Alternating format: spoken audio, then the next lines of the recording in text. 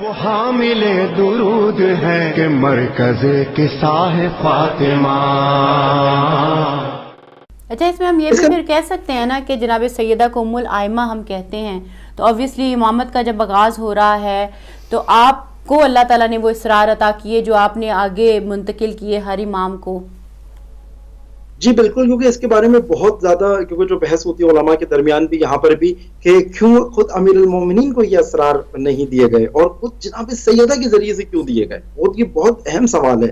और जनाब सैयदा की शख्सियत की बरजस्तगी और जनाब सैयदा की उम्मुल आइम्मा होना यहाँ से समझा जाता है और कि ये किस तरीके से आइम्मा के ऊपर भी हुज्जत है। तो अमीरुल मोमिनीन जैसी शख्सियत को नहीं दिए जा रहे नबी अकरम के बाद और जनाब सैयदा के जरिए से दिए जा रहे हैं।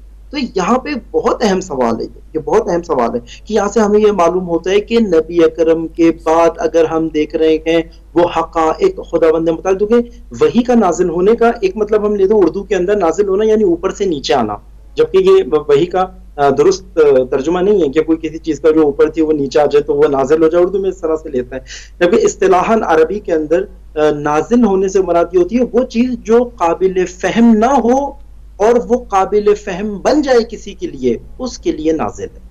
जिसके लिए कोई हकीकत पहले काबिल फहम नहीं थी और अब काबिल फहम बन जाए उसके लिए वो हकीकत नाजिल हो जाती है। ये अरबी के अंदर इसका माना होता है। बस कुरान हम सब के ऊपर नाजिल नहीं है जैसे नबी अकरम के ऊपर नाजिल है, काबिल फहम है कुरान के हक़ाइक़। इसी तरीके से जनाब सैयदा के ऊपर इसका नाजिल होना यानी जनाब सैयदा के लिए काबिल फहम बनना, उस वक्त सबसे ज्यादा मौजू और सबसे ज्यादा मुनासिब इंतखाब खुदावंद मुताल ने किया और उसके बाद फिर हवाले हुआ ये इमामत के हाथों।